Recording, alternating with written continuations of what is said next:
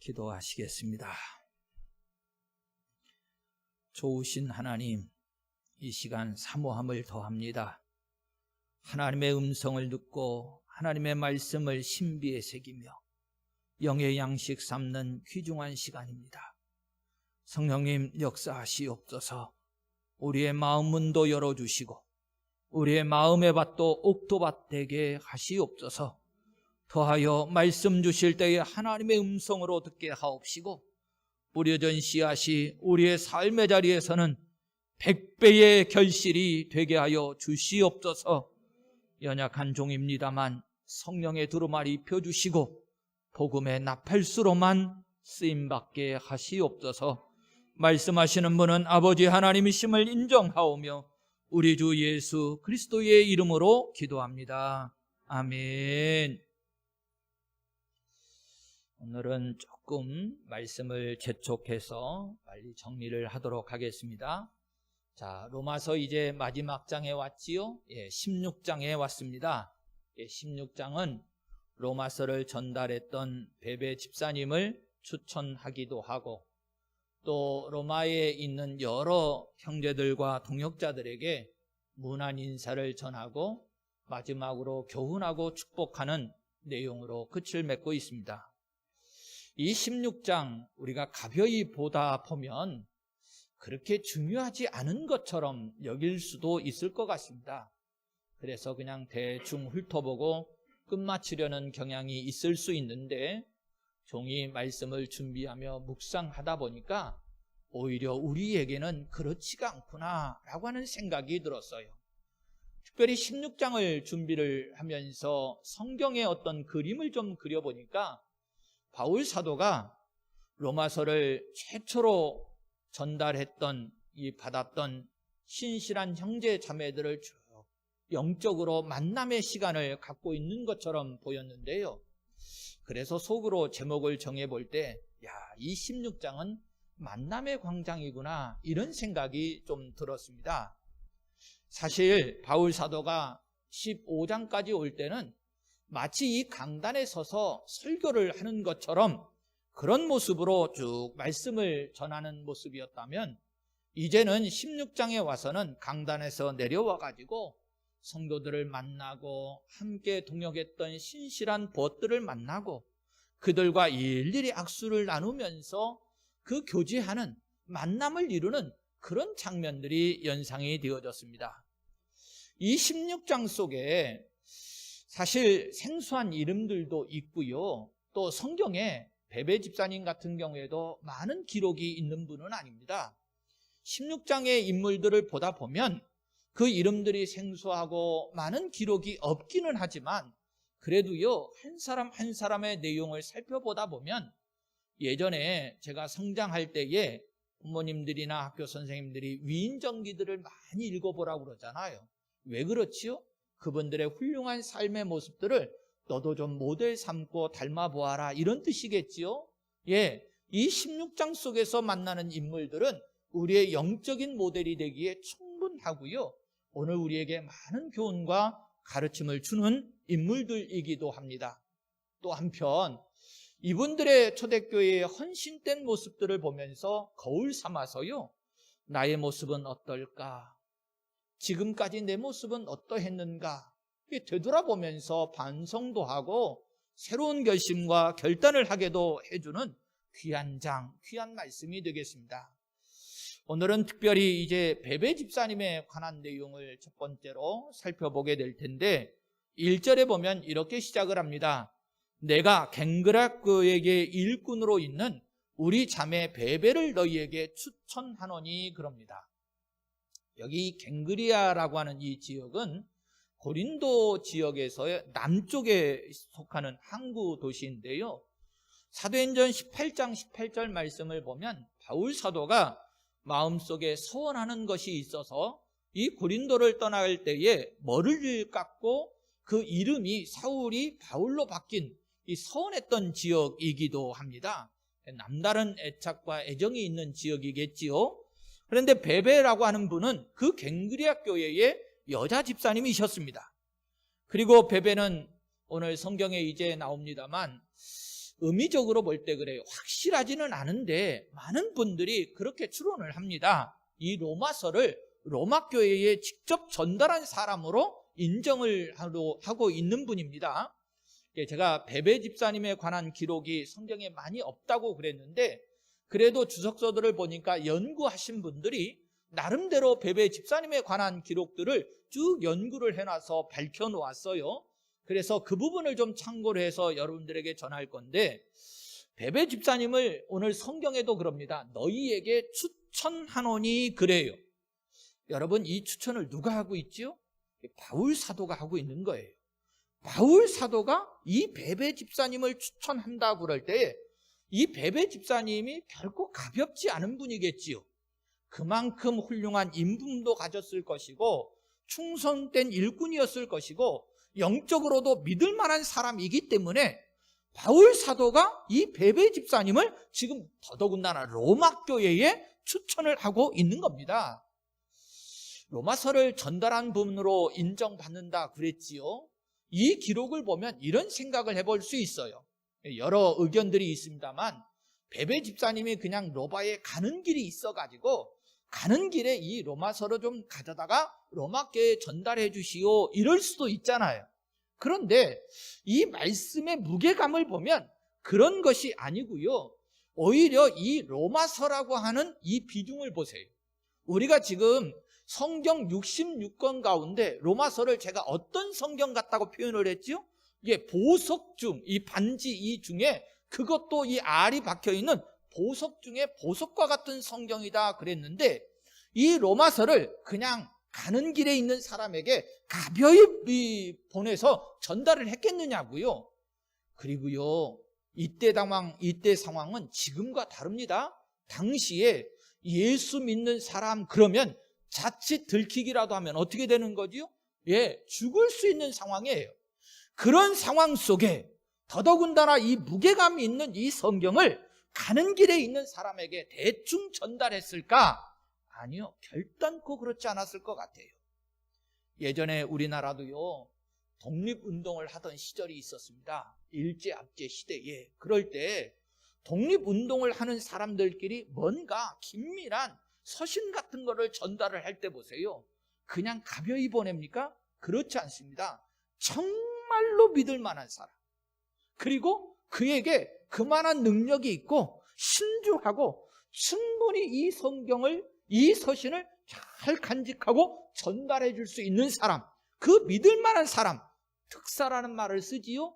특별히 선택된 사람에게, 믿을 만한 사람에게 보내게 되는데, 저는 이 베베 집사님이 이런 상황을 전개를 해서 볼 때 바울 사도가 특별히 선택해서 정말로 믿을 만한 사람이기에 그의 품에다가 이 로마서를 안겨주었고, 이 베베 집사님을 특별히 로마 교회에 내가 이런 사람으로 추천한다 그러면서 추천까지 해가며 보냈을 것이다 생각해 봅니다. 그리고요, 이 점을 좀 확신해 볼 수 있는 것이 2절의 내용을 좀 살펴보면 그런데, 2절에 보면 그렇습니다. 너희는 주 안에서 성도들의 합당한 예절로 그를 영접하고 무엇이든지 그에게 소용되는 바를 도와줄지니 이는 그가 여러 사람과 나의 보호자가 되었음이라, 이렇게 말씀을 합니다.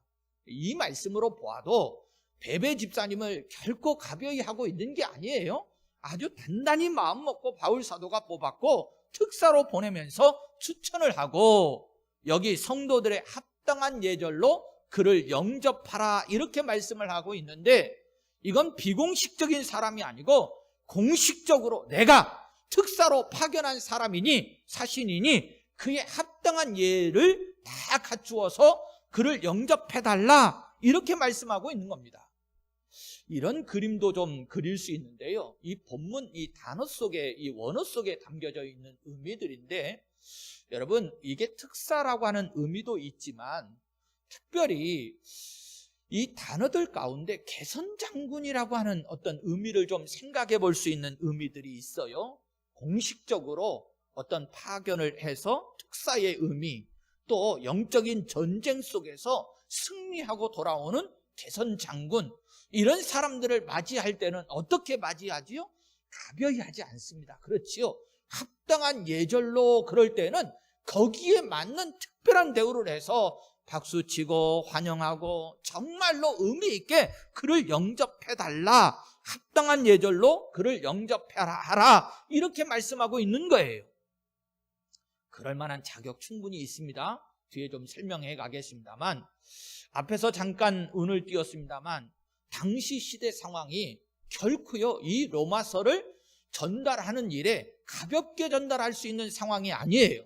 자신의 목을 내어놓아야 하기도 했고요, 더더군다나 여인의 몸으로 먼 곳을 여행하기도 해야 했거든요.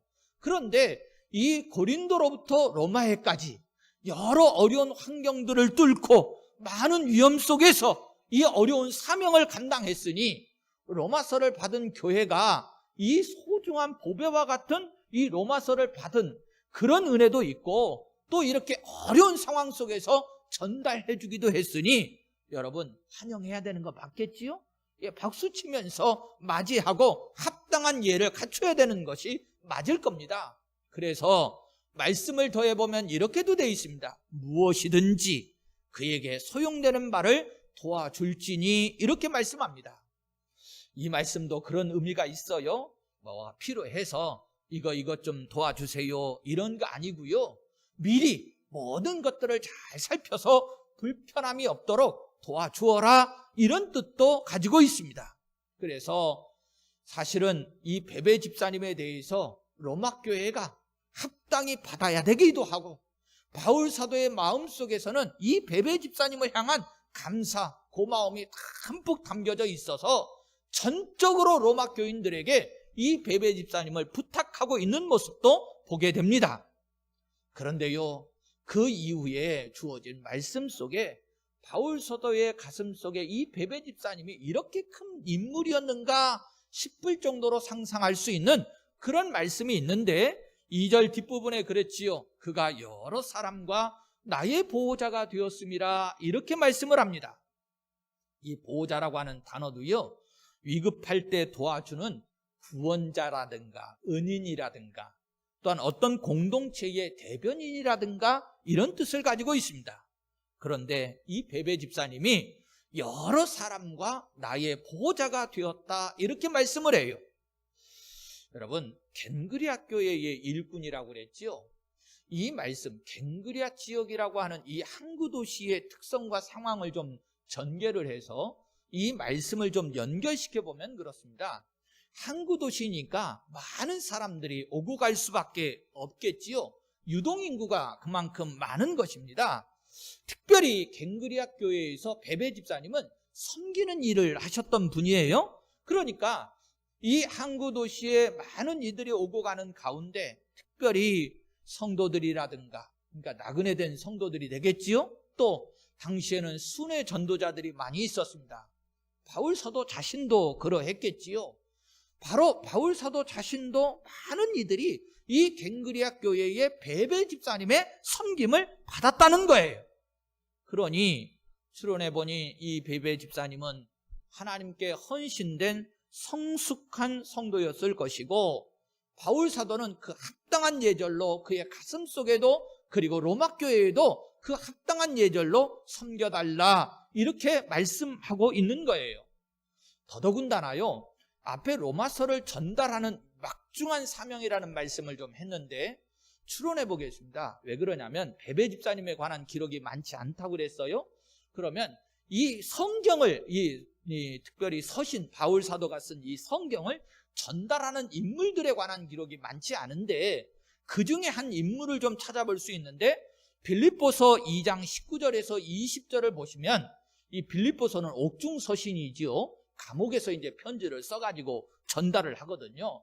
그런데 이 기록을 보면 내가 디모데를 속히 너희에게 보내기를 주 안에서 바람은 너희의 사정을 알므로 안위를 받으려 함이니, 이는 뜻을 같이 하여 너희 사정을 진실히 생각할 자가 이밖에 내게 없음이라, 이렇게 말씀을 해요. 여기서요 와서 닿는 게 뭐지요? 이 빌립보 교회에 너희 사정을 나의 생각과 같은 뜻을 가지고 진실이 정말로 너희에게 보낼 수 있는 사람이 이밖에 없다. 누구밖에 없다고요? 디모데밖에 없다. 이런 말씀을 합니다. 그러니까 사실은 성경을 썼어도 편지를 썼어도 이것을 전달해 줄 사람이 그런 만한 인물들이 많지 않은 상황이에요. 빌립보 교회의 편지를 전달하는 일에 있어서도 디모데가 그 역할을 하는 일에 있어서 바울 사도에게는 유일했다고 그러면 로마서를 전달하는 일에 있어서 이 베베 집사님이 바울 사도에게는 어떤 인물일 수밖에 없는 거죠? 유일한 사람, 아주 특별한 사람일 수밖에 없는 겁니다. 그래서 바울 사도는 이 베베 집사님을 택하고 또 그의 합당한 예절로 대우해달라. 이는 이렇게 특별한 사람이다. 이렇게 인정을 하면서 보내는 것을 보게 됩니다. 더 하나 또 생각해 볼 게 있어요. 바울 사도가 이렇게 특별히 추천을 한다고 그랬잖아요. 그런데요, 바울 사도가 사람을 보내거나 추천을 할 때 적당히 하는 일이 없었습니다. 연단을 통해 시험을 통과한 사람, 그 일을 맡길 수 있는 자격을 갖춘 사람을 선택해서 하는 아주 철저하신 분이었는데, 역시 빌립보서 2장 21절에서 22절 말씀을 보면 나와요. 그들이 다 자기 일을 구하고 그리스도 예수의 일을 구하지 아니하되 디모데의 연단을 너희가 안 하니, 그러면서 다른 사람들은 다 자기의 일을 구하면서 신앙생활을 하는데 디모데는 안 그렇다는 거예요. 특별히 디모데는 훈련되었다, 연단받은 사람이다, 하나님 앞에 온전히 헌신된 사람이다, 이렇게 인정하고 있거든요. 또 우리가 잘 압니다만 하나님의 일꾼을 세울 때에 바울 사도에게는 어떤 기준이 있었지요? 우리가 목회서신이란 말을 쓰는데 이 목회서신에 가보면 교회의 일꾼을 세우는 일에 있어서도 바울 사도는 정확한 기준을 가지고 있었습니다. 디모데전서 3장 10절 말씀을 보면 이에 이 사람들을 먼저 시험하여 보고, 먼저 다 시험해보고 나서 그 후에 책망할 것이 없으면 집사의 직분을 맡게 할 것이요, 그랬어요. 그러니 보세요, 이 베베 집사님을 선택할 때에도 바울 사도가 가벼이 하지 않았을 건 맞겠지요. 특별히 시험해보고 책망할 것이 없고 잘 예비되고 연단되고 훈련된 사람, 그런 사람에게 집사의 직분을 맡게 할 것이요, 그랬는데 이 베베 집사님은 갱그리아 교회의 집사님이시기도 하고요. 바울 사도가 어떻게 추천을 합니까? 갱그리아 교회의 일꾼으로 있는 우리 자매 베베, 이러면서 정말로 애틋한 사람, 내 마음에 꼭 맞는 사람, 하나님이 인정하실 만한 일꾼이 된 사람 베베라고. 그래서 이 영광스러운 로마서를 책임감 있게 잘 전달할 수 있는 막중한 사명을 감당할 수 있는 사람이라고 바울 사도가 심사숙고 끝에 선택한 사람이 베베라고 하는 이 인물이라고 하는 것을 우리가 확인해 볼 수 있어요. 그래서요, 성도 여러분, 이 베베 집사님을 로마교회에 추천을 하면서요, 이렇게 로마교인들에게 당부를 합니다. 주 안에서 영접하라 그래요. 그냥이 아닙니다. 주 안에서라고 하는 말은 가볍지 않습니다. 지금 이 사람을 영접하라고 할 때 주 안에서란 말을 쓰는 이유는 예수님을 대하듯, 예수님을 영접하듯, 너희들이 예수님을 섬기듯 이 베베 집사님을, 즉 주 안에서 영접하고 주 안에서 인정해주고 주 안에서 섬겨달라고까지 당부하고 있는 거예요. 다음 절에 가보면요, 브리스가와 아굴라에 관한 부분이 나오거든요. 그 부분에도 그리스도 예수 안에서 문안하라 그래요.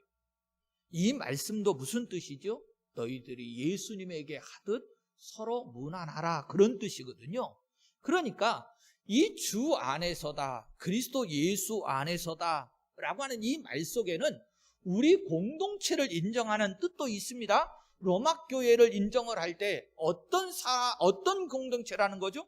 주 안에서 예수 그리스도를 구주로 고백한 사람들의 공동체이니 그 합당한 예절로 너희들이 지금 이 추천하는 이 베베 집사님을 영접해 달라라고 하는 것이거든요.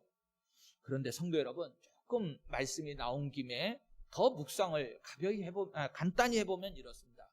주 안에서다라고 하는, 주 안에서의 일꾼 되었다, 주 안에서 주를 고백한다, 이런 의미들이 혹시 어떤 중요한 의미를 담고 있는 줄 아십니까?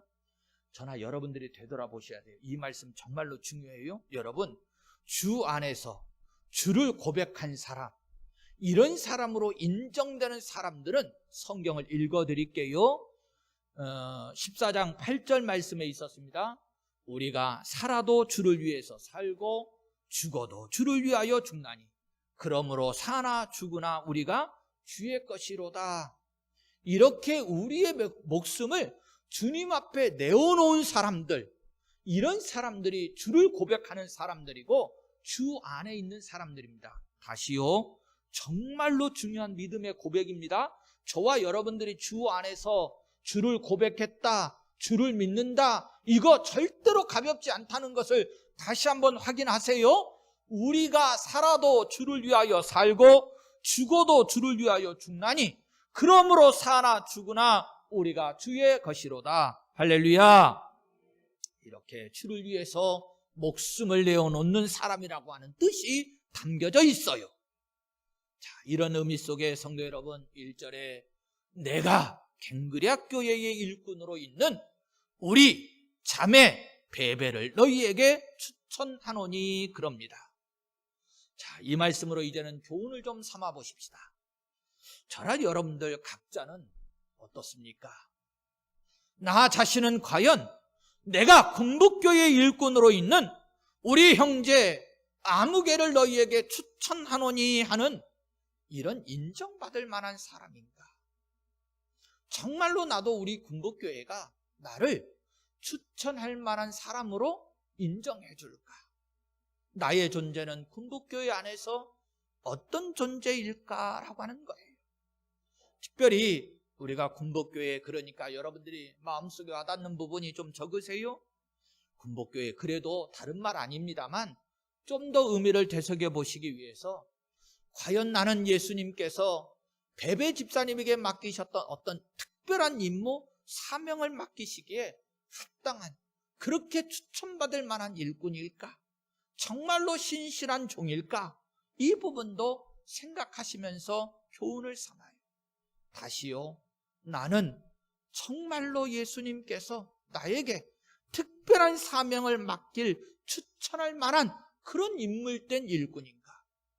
우리 군복교회 그만한 신실한 종으로 나는 충성하고 섬기고 있는가? 여러분 잘 아시지요?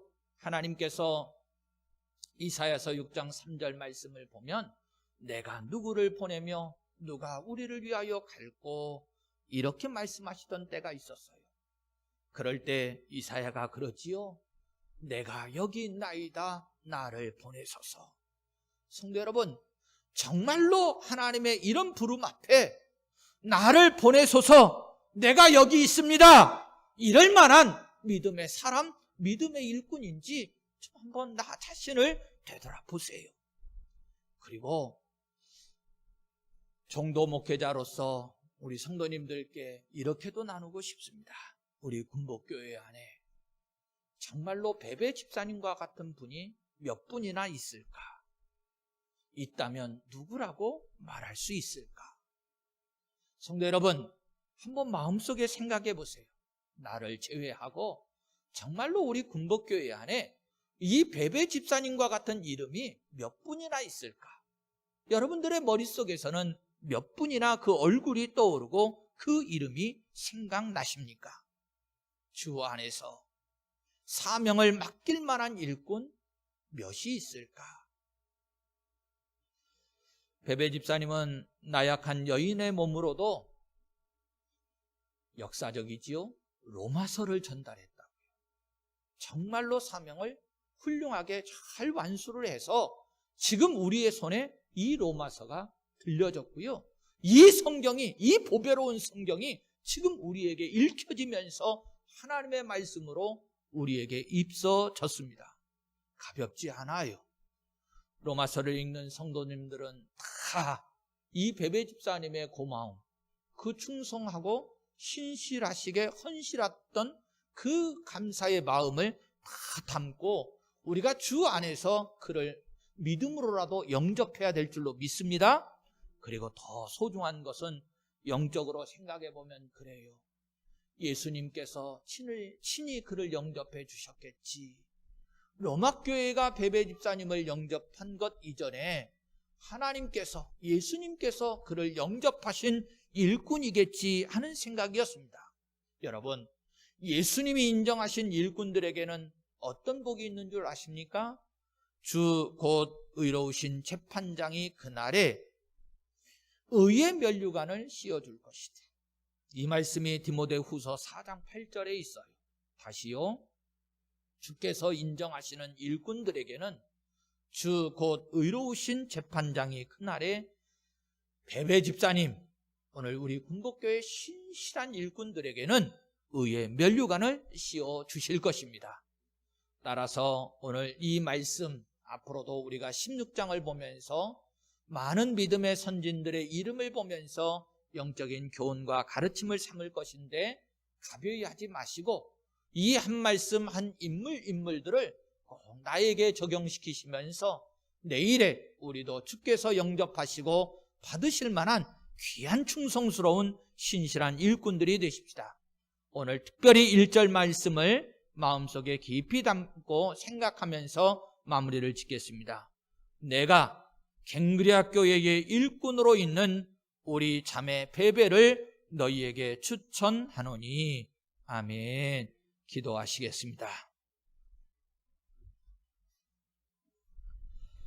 아버지 하나님, 성경에서 하나님 앞에 신실하고 충성스럽게 귀하게 쓰임받았던 믿음의 일꾼 베베 집사님을 살피면서 오늘 우리 각자의 우리 군복교회의 영적인 교훈과 가르침을 삼았습니다.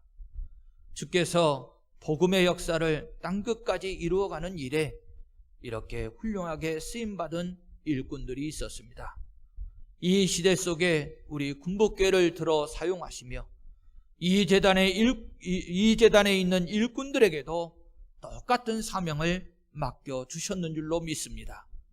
우리들도 예수의 이름으로 추천되게 하시고 더하여 우리들도 예수의 이름으로 일꾼된 이들을 영접하며 합당한 예를 갖추게 하시옵시고 우리들도 우리 군복교회가 이제 이후에 로마서를 우리 손에 들려줬던 것처럼 다음 세대에게 이 보배로운 구원의 복음을 꼭 전하여 주는 교회가 되게 하여 주시옵소서. 나를 보내소서. 아멘. 우리 주 예수 그리스도의 이름으로 기도합니다. 아멘.